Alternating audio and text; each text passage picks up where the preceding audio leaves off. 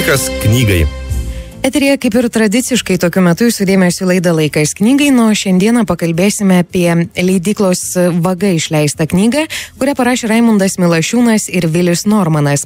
Freudistiškai marksistiniai ir konservatoriškai anarchistiniai skrydžiai ant kušetės virš gegutės lizdų virstančio pasaulio. Būtent apie šią knygą ir pakalbėsime su vienu iš autorių, Viliumi Normanu. Labadiena. Labadiena. Vili, labai smagu Jūs girdėti ir pokalbį galbūt pradėkime iškart nuo dialektiško knygos pavadinimo, kuris, prisipažinsiu, dar net vertus pačios knygos iškart prikausto dėmesį. Tai sakykit, pavadinimas gimė be didesnių kūrybinių kančių, ar visgi ilgai ieškojot kažko labai įmantraus? Mes neieškojame nieko įmantraus, bet iš tikrųjų buvo labai daug kančių sugalvoti pavadinimą knygai, kurioje yra labai visko daug ir kurioje iš principo diskutuojama apie kone visas svarbiausias žmogiškas temas, pradedant nuo to, kas yra nuoširdumas, meilė, gyvenimo prasme ir baigiant psichoanalitiniam ar filosofiniam tendencijom.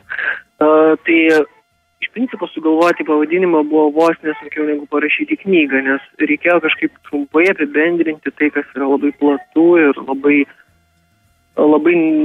tai, kas labai netelpa į siaurus rėmus. Ir tas pavadinimas, kurio iš principo netgi aš pats šiandien visą dieną mokiausi atmintinai, bet taip ir neišmokau ir niekas jo nemoka atmintinai, parodo tai, koks platus yra gyvenimas ir kaip jo neįmanoma susprausti jokias siauras sąvokas ir pasakyti, kad gyvenimas yra kelias ar gyvenimas yra vieškelis ir taip toliau. Nu, Vili, nepaslaptis, kad į šią knygą, ir pats minėjot, kad sudėjo tikrai labai daug temų, daug įžvalgų yra. Ir viena yra rašyti knygą pačiam, tarkim, vienam žmogui, visai kas kita rašyti su kolega, juo labiau, kad mano akimis jūs ir Raimundas Milašiūnas esat labai skirtingi. Tai ar tai apsunkino ar labiau padėjo sukurti šią knygą? Iš principo mes su Raimundu esam turbūt visiškai skirtingi žmonės ir būtent tai buvo viena iš įdomiausių knygos vietų, kad kalbasi ne šiaip savo du labai gerai sutarintys draugai, du kolegos, du bendraminčiai, bet kalbasi idėjiškai, ideologiškai labai skirtingi, galbūt visiškai priešingai skirtingi žmonės, o bando surasti bendrų taškų, ko Lietuvoje iš principo labai trūksta, nes jeigu tu atstovauji, tarkim, kairė ideologija, tai tu niekada nesišneki su dešiniaisiais ir panašiai ir taip toliau. Ir viena iš knygos pagrindinių idėjų buvo būtent ta, kad visiškai priešingi žmonės kalbasi tarpusavėje ir bando surasti bendrą kalbą. Ir aš manau, ta prasme, be abejo palieku tai spręsti skaitytojams ir taip toliau, bet aš manau, kad mums pavyko tą bendrą kalbą surasti ir ta bendra kalba yra žmogiškumas. Ir nesvarbu, kokias stovyklas mes atstovaujam, nesvarbu, kad tai yra psichoanalizė, nesvarbu, kad tai yra filosofija, bet mus kažkas vienyje ir ta prasme, tai buvo svarbiausia, nes knygoje mes labai daug ginčijamės, labai daug diskutuojame ir tuo knyga patraukia, tuo yra įdomi, bet aš manau, kad mes randam tų taškų, kurie iš tiesų parodo, kad nesvarbu, kokie mes skirtingi, bet mes turim tai, kas viršė mūsų skirtybės. O Vili, rašant būtent šią knygą, pavyko išlaikyti vėlgi tą diskusijų lygį, ar buvo neišvengta ir tam tikrų konfliktų galbūt, nes vėlgi į kiekvieną diskusiją žmonės reaguoja skirtingai. Ypač, kai susiduria du galbūt skirtingi požiūriai. Jo, konfliktų iš tikrųjų, tokių mini konfliktų, pavadinkim, jų buvo ir tai, ko nėra galbūt knygoje, tai buvo mūsų privati diskusija, ar mes turėtume leistis į dar aršesnę kovą ir taip toliau ir panašiai.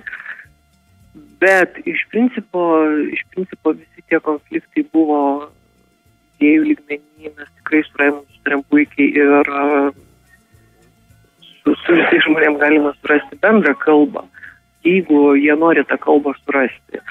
Taip, kad tie mūsų ginčai, jie liko labai profesionaliam idėjų lygmenį ir mes nenusileidome į tą lygį, kad ten pradėtume vienas kitą kritikuoti dėl išvaizdos ar dėl dar kažko, kas iš principo yra daroma viešoje erdvėje, kuomet neturint argumentų pasitelkiama tokia kritika, kad tu blogai atrodai arba tavo akiniai negražūs. Na, šiai dienai tai turbūt yra labai populiaru švaistytis įvairiais pastebėjimais arba, tarkim, komentarais ar patarimais, nepateikiant nieko konkretaus. Tai aš tikiu, kad jums rašant, diskutuojant, bendraujant, vėlgi buvo ne tik diskusijos, ne tik konfliktai, bet ir tam tikros labai galbūt smagios akimirkos. Tai kas buvo įdomiausia rašant dviese? Iš principo, aš turiu prisipažinti, kad šitą knygą rašyti iš viso buvo toks vienas nuostabiausių dalykų gyvenime, nes mes vos tik pradėjom rašyti ir Raimundas sako, jau gal čia į pabaigą, aš sakau, ne, čia niekur nėra į pabaigą, čia dar rašom toliau. Ir dabar, kai ta knyga pasirodė, jinai yra ganėtinai stora, aš šiandien vienam draugui užrašiau ir jis sako, kokia stora knyga, aš sakau, mes labai trumpai rašėm, nes iš principo buvo labai įdomu ją rašyti. Mes bendravom, vėlgi be tos įprastos ciniškos kaukės, kada tu vaizduoji, kad tu esi labai protingas ir mes iš tiesų nuoširdžiai pasinėrėm į tą pokalbį ir mes nuoširdžiai ginčijomės, nesutikom, bet vienas iš kito labai daug pasimokėm ir anarchistas iš konservatorius ir konservatorius iš anarchistą ir tai buvo labai įdomu ir aš netgi nesiimu spręsti, kaip žmonės tai priims ar nepriims, kai kas tai priima labai gerai, kai kas labai skeptiškai žiūri, kaip tai iš viso įmanoma ir aš jau turėjau tokį atvejį, kuomet duodu interviu ir manęs klausia, kaip galėjai iš viso su konservatoriumi diskutuoti ir kokia gali būti diskusija ir taip toliau. Bet tai buvo labai įdomu.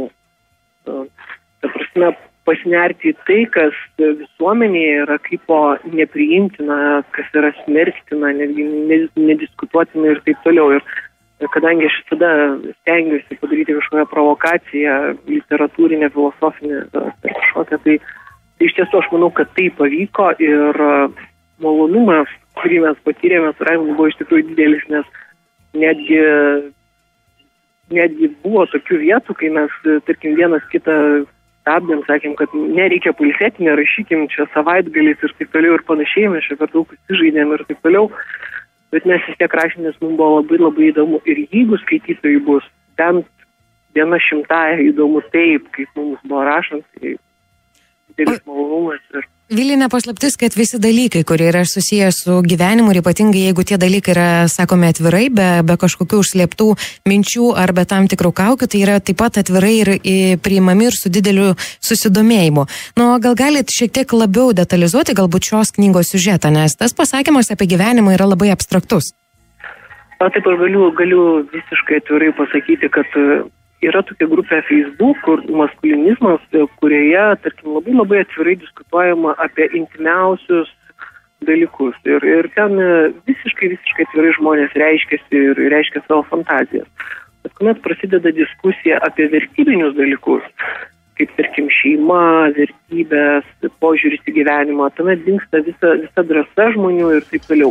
Mes Raimundu nesistengiame šokiruoti kažkokiais tai primityviais elementais ir pasakosi seksualinės ar kažkokios fantazijas. Ne, mes tiesiog pasinėrėme į patį skandalingiausią dalyką, tai yra vertybinį dalyką. Ir mes kalbėjome daugiausia apie laisvę, apie meilę, apie tai galų gale, kas sudaro mūsų gyvenimo pagrindą. Ir va čia buvo didžiausias sankirtas tarp mūsų su Raimundu, nes Raimundu tai yra saugumas, šeima, tai yra santykiai su kitais žmonėmis ir taip toliau. Man tai yra, aišku, visuomet rizika, bandymas patirti tai, ko dar nesi patyręs ir bandymas išgyventi tai, ko dar nesi išgyvenęs. Ir va čia buvo ta didžiausia mūsų sankirta ir tai, kas knygoje yra įdomiausia, bent jau aš taip manau. Tai Vilija, ar nesuklysiu pasakiusi, kad būtent šioje knygoje jūs drauge su kolega Raimundu tiesiog nepabijojate atverti galbūt savo sielą, apnuoginti to, kas jūsų viduje ir tiesiog viską pateikti taip, kaip jūs patys matote pasaulį, tą bendravimą tarp žmonių ir realų mūsų gyvenimą šiandien? Čia tai yra ta labai slidi frazė, tikras dalykas. Filosofai visada iš to žodžio labai bijo ir, ta prasme, iš tikrųjų tai yra slidu sakyti tikras. Bet aš manau, kad šiuo atveju aš bent jau nuo savęs galiu tai pasakyti, kad iš tikrųjų aš niekur nesistengiau pavaidinti kažko, ko aš netikiu, ko aš nesu ir taip toliau. Ir tas atvirumo laipsnis yra daug didesnis negu mano romanuose, kur aš iš tikrųjų galėjau įsijausti kažkokį personažą ir sakyti visiškai ten kažkas bjaurias fantazijas ar dar kažką. O čia aš galėjau visiškai atvirai pasakyti, ką aš galvoju ir žinodamas, kad tai nebus priskirta personažui, kad tai bus priskirta man ir kad čia aš galiu būti nuoširdus. Ir nuostabiausias galbūt dalykas šitoje knygoje yra tai, kad, tarkim, mano ją perskaitė ir jinai labai pyko, nes sako, aš negalėjau aš pasiėmiau knygą vos tik pavartyti ir aš negalėjau užmigti, kol neperskaičiau, aš ėjau į darbą, neišsimiegojusi. Ir tai fantastiška knyga ir ten tik vienas buvo priekaištas, kad Raimundą išvadinau senų bambeklių. Ir jai labai patiko, ir jinai skaitė tai kelis kartus ir tai yra pirma knyga, kuri taip ją sužavėjo ir kuri tiek džiaugsmą jai suteikia ir jai labai didžiuojasi manimi, savo sūnum ir jai linkėjimai. Manau, kad jinai dabar klauso mūsų. Perduodu linkėjimus ir aš nuo visos laisvosios bangos. O, Vilija, aš norėčiau paklausti, ar įmanoma apibrėžti galbūt auditoriją, tuos skaitytojus, kuriems ši knyga tikrai bus įdomi ir vėlgi neįmanoma išskirti nei amžiaus grupės, nei lyties. Tiesiog tai yra knyga, nežinau, galbūt galima pavadinti netgi gyvenimo knyga kiekvienam. Mes su Raimundu netgi pačioje knygoje diskutuojame, kam skirta šitą knygą.